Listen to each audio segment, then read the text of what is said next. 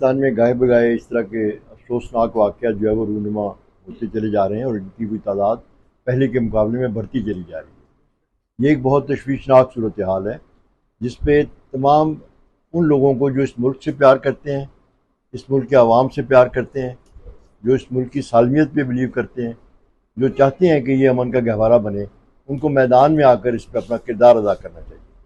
उनके बाद ज़ुबानी जमा खर्च से आगे निकल चुकी है। कभी चर्चिस को आग लगाई जाती है, कहीं कुछ किया जाता है। अब ये बच्चों वाला मामला है। बच्चे तो मासूम होते हैं, तो मतलब कि हर एक को प्यारे होते हैं, किसी भी मतलब कि उनका ताल्लुक़ किसी भी फ़िक़ा से हो, किसी भी मज़हब से हो, तो ये काबिल मज़म्मत है जिसने भी हरकत की है। तो मैं जो हमारा इत्तेहाद है, पाकिस्तान डेमोक्रेटिक अलायंस इत्तेहाद जो है हमारा, पाकिस्तान जमहूरी इत्तेहाद, उसकी तमाम पार्टियों की तरफ से आपके हम साथ यकजहती का इजहार करते हैं और इसकी भरपूर मज़म्मत करते हैं और आपके हर दुख दर्द में आपके साथ हैं। जहां आप हमें हुक्म करें हम पहुंचेंगे। जो भी आप तरीक़ाकार इसका तय करें हम उसके लिए हाज़िर हैं। हुकूमतों से मिलना पड़ता है, डेलीगेशन बनाते हैं, उसमें भी हम आपके साथ जाने के लिए तैयार हैं। कुछ इसके आगे तक बढ़ के भी अगर कोई बात करनी पड़ती है हम करेंगे, लेकिन ये पाकिस्तान की बका का मामला है। क्योंकि पाकिस्तान जो बना है उसमें सफ़ेद रंग जो है वो अक़लीतों का रंग है हमारे झंडे में, और अक़लीतों को उस रंग को हम नज़रअंदाज नहीं कर सकते। उनकी हिफाजत आइन भी करता है पाकिस्तान का, और हुकूमत पाकिस्तान को भी उनकी हिफाजत करनी चाहिए। हुकूमत ये जो हुकूमत पाकिस्तान की ज़िम्मेदारी है तो इन चीज़ों को देखे और एक बेहतर माहौल पैदा करे कि इस तरह के वाक़यात रूनुमा ना हो। तो हम आपके साथ हैं और हमें अफसोस है हमारे जो बच्चे इस दुनिया से गए हैं, तो हमें अफसोस है। और जो हॉस्पिटल में है, हमारी दुआ है कि अल्लाह उनको जल्द से याब करे।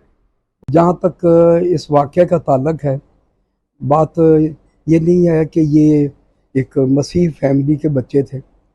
पाकिस्तान में जो भी लोग हैं, चाहे मुसलमान हैं, चाहे बुद्ध मत हैं, चाहे हिंदू हैं, चाहे मुसलमान हैं, चाहे क्रिश्चियन कम्युनिटी, सब पाकिस्तानी हैं।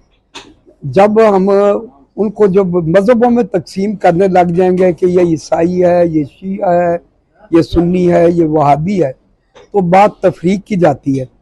असल बात तो यह है कि जब हमने इतने इतने बड़े वाक़यात हैं, अगर उनका सही तरीके से तहकीकात होती, जो मुजरमान थे उनको सज़ाएं होती, तो आज शायद हमें ये दिन ना देखना पड़ता।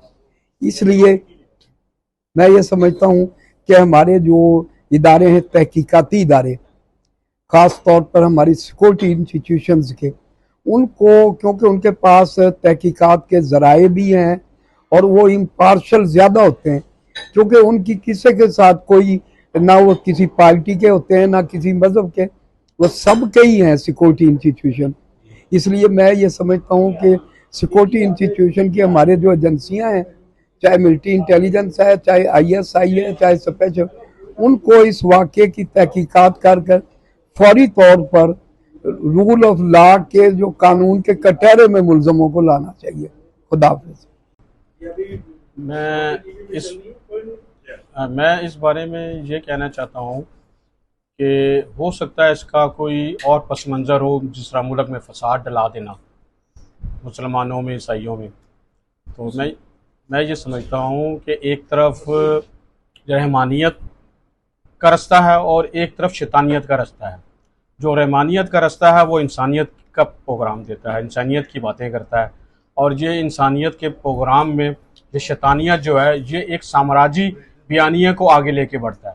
तो हम ये समझते हैं हो सकता है कि इसका कोई सियासी पस मंज़र ना हो कि मुल्क में फसाद कराया जाए इस किस्म के मजहबी तौर पर वाक़यात करा के। आगे भी पाकिस्तान में इस किस्म के वाक़यात हुए हैं कई शहरों में, हाफजाबाद वगैरह के अलावा भी, फैसलाबाद वगैरह में।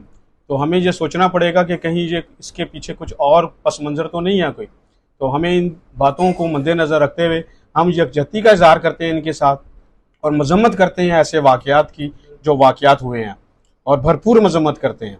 ऐसे भी नहीं है, भरपूर मज़म्मत करते हैं कि सब इंसान को खुदा ने पैदा किया और एक ही नेचर का तरीका है, चाहे वो अमीर है या गरीब है, कोई भी है, नेचर के एक ही असूलों के मुताबिक उस दुनिया में आया हुआ है। और हाँ, हम भी माँ बहन वाले हैं, हमें भी पता है कि क्या तरीक़ेकार है। तो ये जो तकसीम हुई है ना, ये एक साम्राज्य टोला है जो ये तकसीम कर रहा है इस दुनिया में। हमें उस साम्राज्य टोले को जो है ना लंगा करना पड़ेगा। अब अगर हमने उसको नहीं लंगा किया तो हम इसी पस मंजर में रहेंगे और यही वाकयात होते रहेंगे। हमें बताना पड़ेगा कि यार ये कौन ऐसे फसाद डालते हैं कि इस किस्म के वाकयात होते हैं। मैं बहुत मजम्मत करता हूँ अपनी पार्टी की तरफ से, मैं खुद ज़ाती तौर बहुत मजम्मत करता हूँ। बहुत अफसोस हुआ ये सुन के और नहायत ही मजम्मत के साथ ये मैं कलमात अदा कर रहा हूँ।